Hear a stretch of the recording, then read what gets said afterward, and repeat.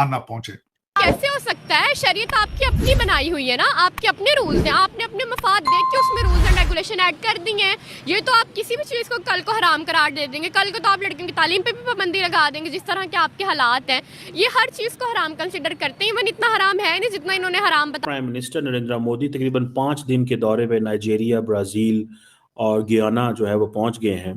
और माज़रत चाहता हूँ, अगर आप ये देखें कि ये 3 मुल्क कहाँ पे हैं, तो आपको अंदाज़ा होगा कि भारत की जो लीडरशिप है वो कितना ज़्यादा डिफरेंट सोचती है, डिफरेंट कनेक्शंस हैं। नरेंद्र मोदी एंड जयशंकर जिस सफारती ताल्लुकात जिस मुल्क के साथ आप लोगों के मौजूद हैं। प्राइम मिनिस्टर शहबाज शरीफ साहब गए हैं बाकू में, जो एक क्लाइमेट के ऊपर जो कॉन्फ्रेंस है, वहां जाके उन्होंने कहा कि 6.8 ट्रिलियन डॉलर्स जो हैं वो इन डेवलपिंग कंट्रीज को मिलने चाहिए जो क्लाइमेट के ऊपर काम कर रहे हैं या जिनको जरूरत है। आप समझते हैं कि वाकई में 6.8 ट्रिलियन मतलब एक बहुत बड़ी रकम होती है। ये जितने भी कंट्रीज इकट्ठे हुए हैं इंक्लूडिंग पाकिस्तान, मतलब इनके अंदर इतनी ताकत है कि ये इजराइल को रोक सके।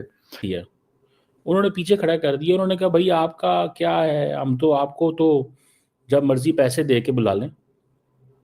4 अरब डॉलर, 5 अरब डॉलर, 10 अरब डॉलर की आपको जरूरत रहती है। MBS का ईरान के हक में बयान देना आम बात नहीं है, ना मामूली बात है। अजरबैजान के प्राइम मिनिस्टर हैं, and then there are other central Asian and then Africans and then Pakistan is a इतनी बड़ी न्यूक्लियर आर्म्ड कंट्री, उन्होंने पीछे खिलाता।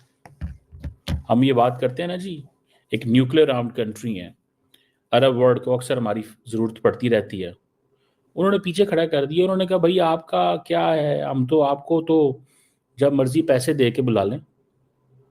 4 अरब डॉलर, 5 अरब डॉलर, 10 अरब डॉलर की आपको ज़रूरत रहती है। क्या करें हम आपके साथ? क्यों हमारे प्राइम मिनिस्टर को पीछे लाइन में खड़ा गया? हम तो बड़े चैंपियन है फ़लस्तीन के। अच्छा, फॉर एग्जांपल ये अरब समिट भी है, अरब इस्लामिक समिट है। मालदीव्स के प्राइम मिनिस्टर मौजूद फर्स्ट लाइन पे है, टर्किश प्रेसिडेंट उनके साथ खड़े हुए हैं, सेंट्रल एशियन ममालिक खड़े हुए हैं। मैं इसको भी मान लूँ कि जी अरब ममालिक को पहले तरजीह दी गई है। तरजीह जो है ना वो ताकतवर को दी जाती है, अरब नॉन अरब को नहीं दी जाती। अब हम पिछले 1.5 साल से जनाब सर पे हमने हर चीज़ उठाई हुई है, ठीक है। अब अरब्स को तो नहीं अच्छा लगता पाकिस्तान जब फ़लस्तीन की बात करता है ज़्यादा। They don't like this. उनको बिल्कुल नहीं अच्छा लगता। वो कहते हैं क्या यार हर वक्त आप लगे रहते हैं, फ़लस्तीन फ़लस्तीन करते रहते हैं। ये हमारा मसला, हम इसको रिजॉल्व कर लें कि आप करें, हैं कॉन्फ्रेंस बुलाएं हैं फ़लस्तीन के ऊपर। कितने लोग जाएंगे आपकी कॉन्फ्रेंस में? अगर हमसे ये कहे कि आप अपनी कॉन्फ्रेंस बुलाएं फ़लस्तीन के ऊपर, गजा के ऊपर, हम देखते हैं अरब वर्ल्ड में से कौन आता है और किस लेवल की अटेंडेंस होगी। हम बताते हैं आपको, कोई अटेंडेंस नहीं होगी।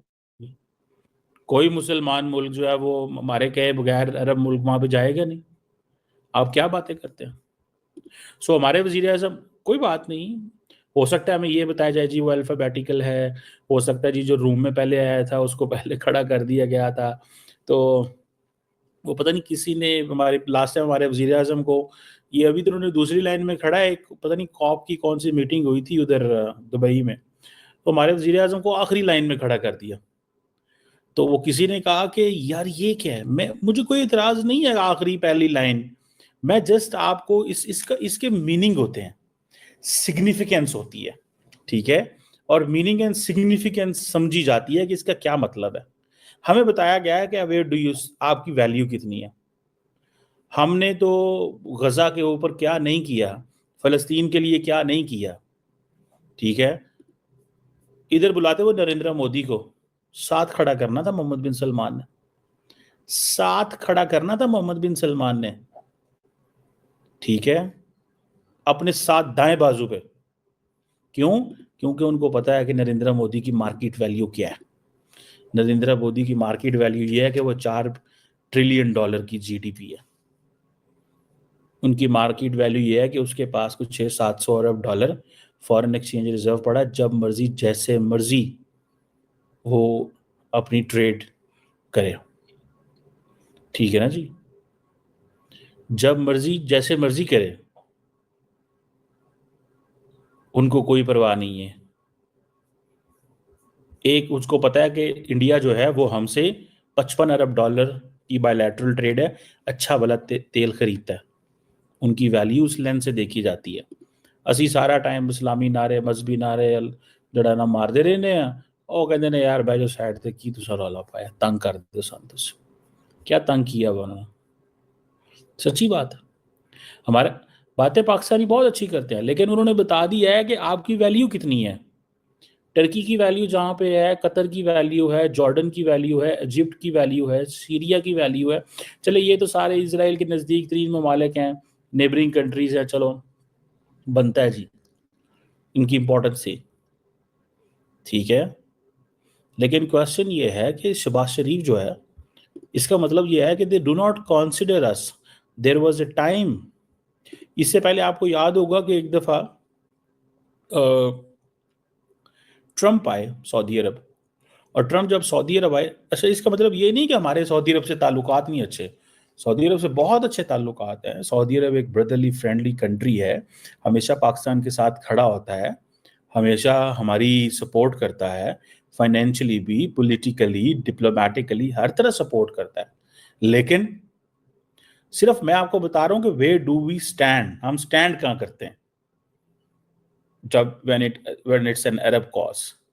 इससे पहले आपको याद है कि जब अरब वर्ल्ड के अंदर, अरब वर्ल्ड ने ये, सऊदीज ने ये डिसाइड किया कि हम डिप्लोमेसी शुरू करेंगे, हम P5 को सेंसिटाइज करेंगे, P5 को सेंसिटाइज करेंगे, and we will tell them कि भाई साहब क्या करना चाहिए P5 को ऑन गजा।